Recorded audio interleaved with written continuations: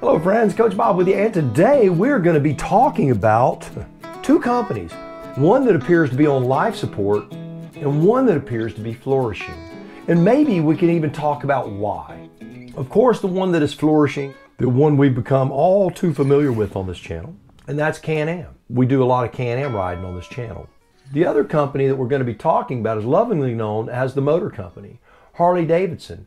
What's going on with Harley Davidson and the painful truth about what's going on over there, because I love Harley Davidson. As a guy who's ridden Harleys for 2 decades, I don't currently have one in the stable, but eventually I will have one again, and they do make a fine, high quality machine. But before we get started on that, I want to make a couple of shout outs first. The first shout out is to a subscriber by the name of Leroy. He sent me a message today on Facebook Messenger. Hello Coach, wanted to ask you a question. On your Spyder, have you ever gotten a brake failure fault warning since you've had the same bike? What I did get, I will post right here as I'm talking, and this is how I told him to clear it. You can look at that. If you have any additional information, please share it in the comment below, but I'm going to finish this while I have that showing above me here. I got one over the weekend after parking on a hill. It's the first time and I really don't know what to do. It did go out after stopping at a gas station and then restarting it. 100 miles later, after driving and putting it into the garage, it came back on. Any suggestions? So, like I said, I sent him the screenshot that I just showed you. And if you have any additional information, please don't hesitate to share it with him. I know he would appreciate it. And the next shout out goes to Barb and Bob Hedesheimer. I got the name right because I had her send me the phonetic spelling, and she even made a recording for me so that I would get it right. So Hedesheimer. Now, they have a YouTube channel called Hedesh World. And that channel, I will post a link down below and a link up here if I can. But if you don't see it up here, make sure you check it out down below. What they have done, they've recently retired. They bought an RV, a really cool truck, and a CanAm Spyder RT Limited. And they're traveling all over the place. They're going to share their adventures with you from start to wherever the road takes them. So make sure you check them out. Now, let's continue. So let's talk about Harley. You know, Harley was going to come out with the Bronx Street Fighter, the Pan America, which is their adventure bike, the Livewire, which is their electric bike. They're shaking and moving. I mean, they're really doing some stuff.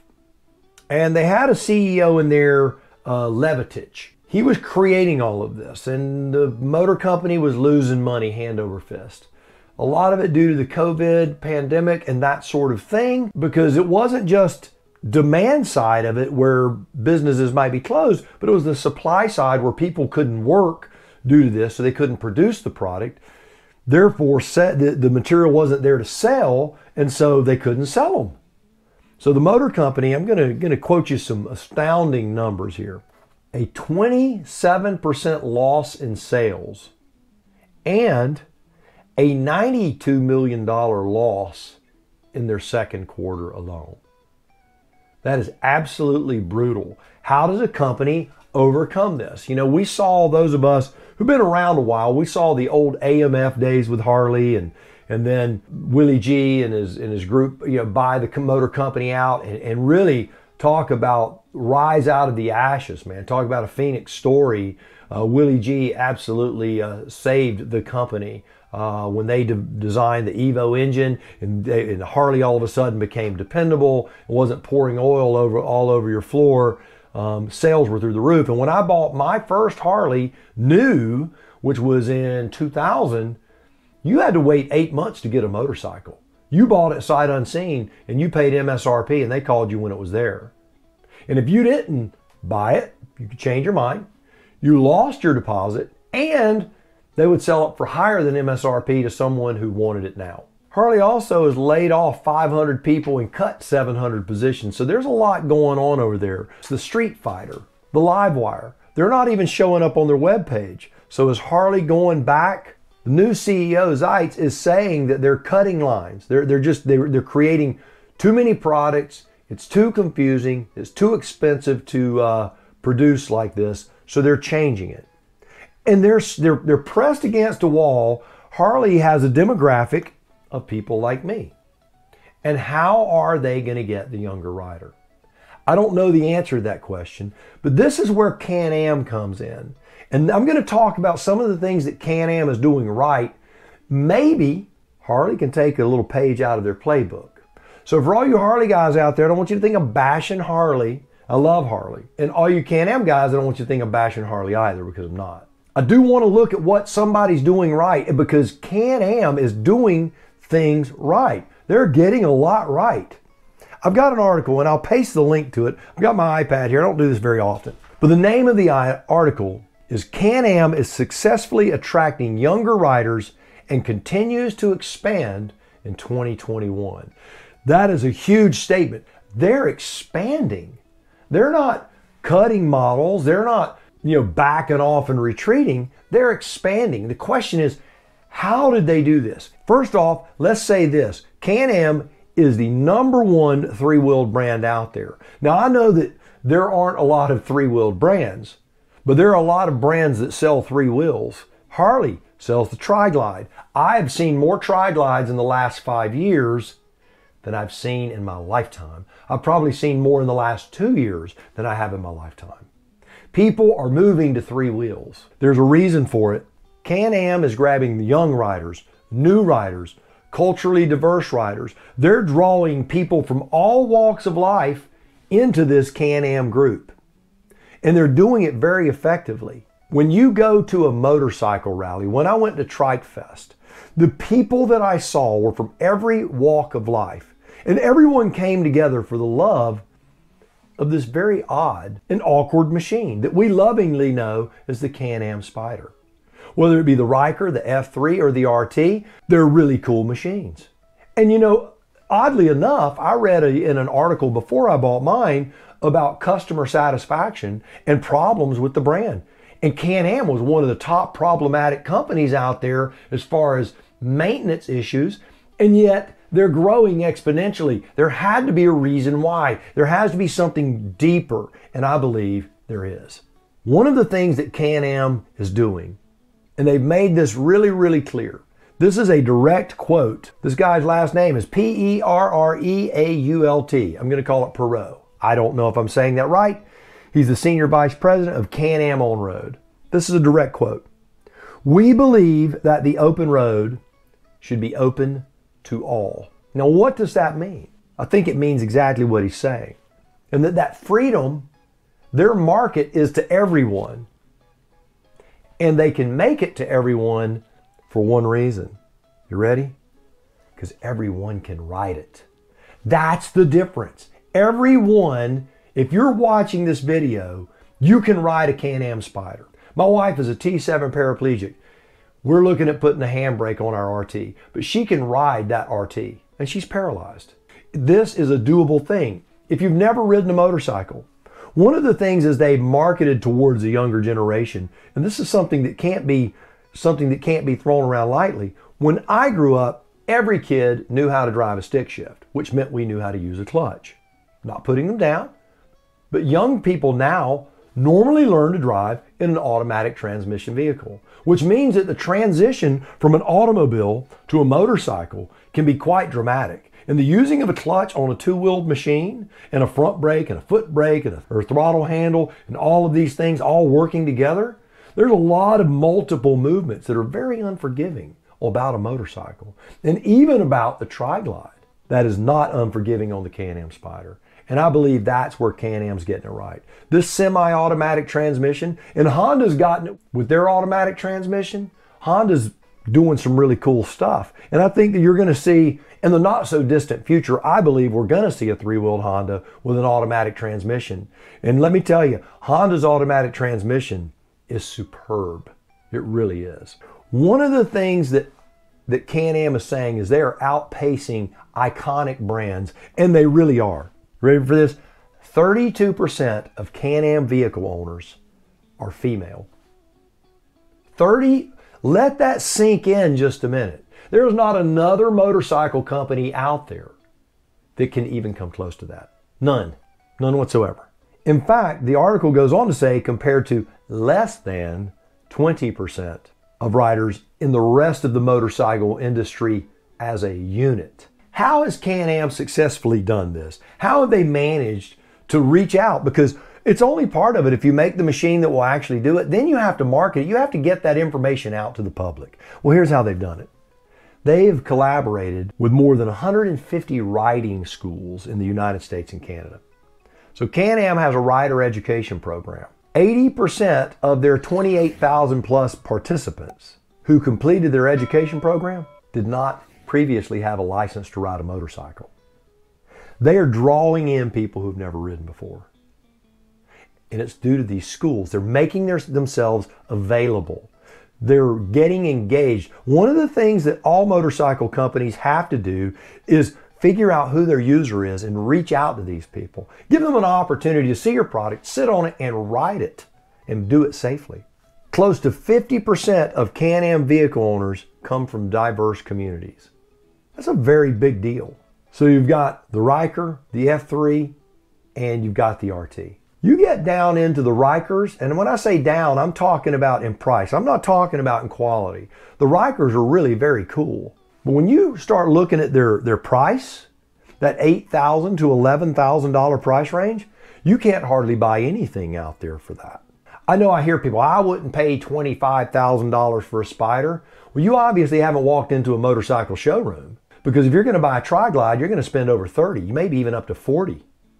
And if you convert a Goldwing trike, you're talking big money. The Goldwing's $28K out the door. That's without being a trike. The upper end Harleys are $30,000.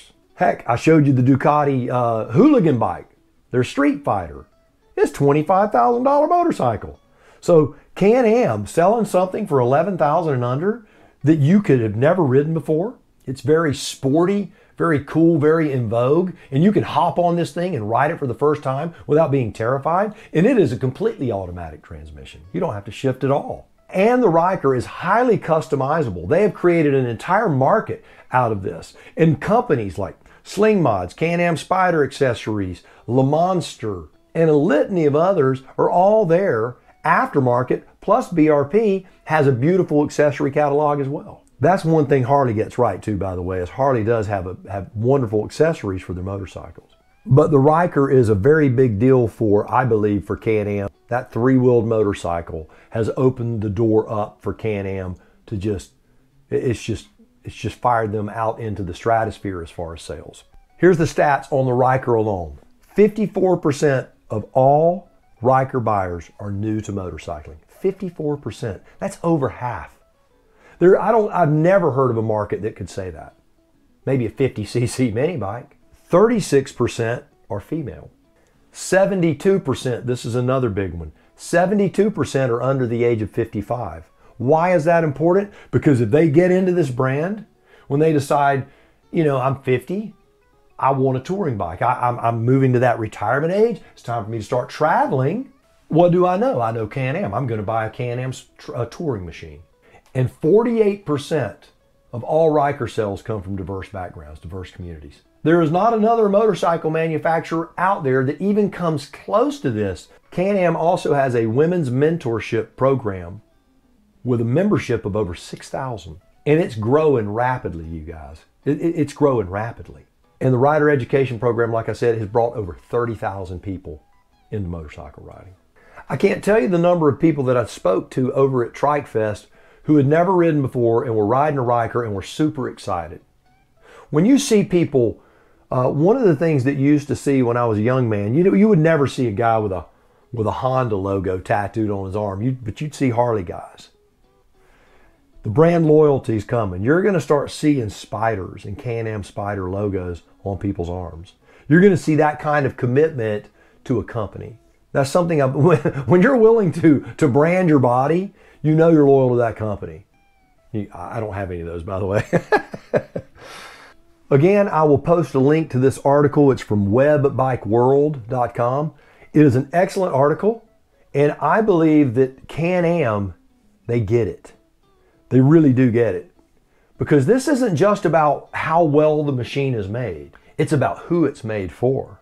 Who can ride it when over half of your customers have never ridden a motorcycle before? Do you know how many thousands of people they're bringing into the market that may end up on two wheels, but probably won't? They'll find themselves very comfortable on the Spyder and very stable on the Spyder. I believe personally the design of two wheels up front and one in the back is superior to two in the back and one in the front. There are going to be those, no, Coach Bob, you don't know what you're talking about. You know, I've been riding a standard trike my whole life, yada, yada. Well, okay, that's great. And that's your opinion, and you're entitled to that. But I'm telling you, in my opinion, having a greater surface patch of a three-wheeled machine on the front and on the back makes you more stable. Makes you safer in the turns. It makes you less prone to a lot of the problems associated with trikes, generally speaking. So I believe the two up front and the one in the back. Some people call it a reverse trike. I just call it a three-wheeler. CanAm does not make a trike as far as I'm concerned. They make a three-wheeled motorcycle because that's what it feels like, is a three-wheeled motorcycle. So we're going to be talking a lot about the BRP company, the brand. Again, I hope that Harley does phenomenally well. And I hope that this new CEO, as he streamlines the brand, figures out a way to reach out to new riders. Because if they don't, motor company is going to be in big trouble. Now, Harley, I don't think will ever go fully under. I believe they will just become a smaller brand. They'll close dealerships, focus on being a premium brand. It could be. Could be. But if they can draw in new riders, work with rider education programs, and do those sorts of things, I think Harley will come out a lot better. Where Harley is in a corner is with people like I was, say, 10 years ago. If Harley came out with a new brand, a new model that did not represent their brand in an old-fashioned way, all of us guys who are a little longer in the tooth, we looked at the motor company as turning their back on its base, which means that Harley is in this bad position. You either turn your back on your base to get new riders, because if you don't get new riders, your base is going to die because we're getting old. So Harley's going to have to start thinking about them while still giving us what we want. They're in a very tough position. I don't envy their position. CanAm is not in that position. They're in the foundational part of their business, and they struck it at the perfect time.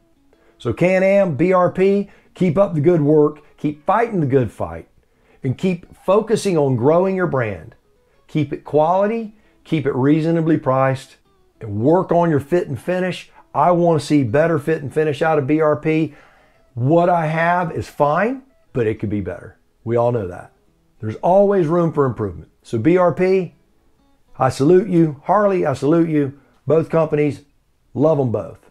Hopefully you've got a little bit of information about BRP, where they're going, why they're growing, how they're doing it.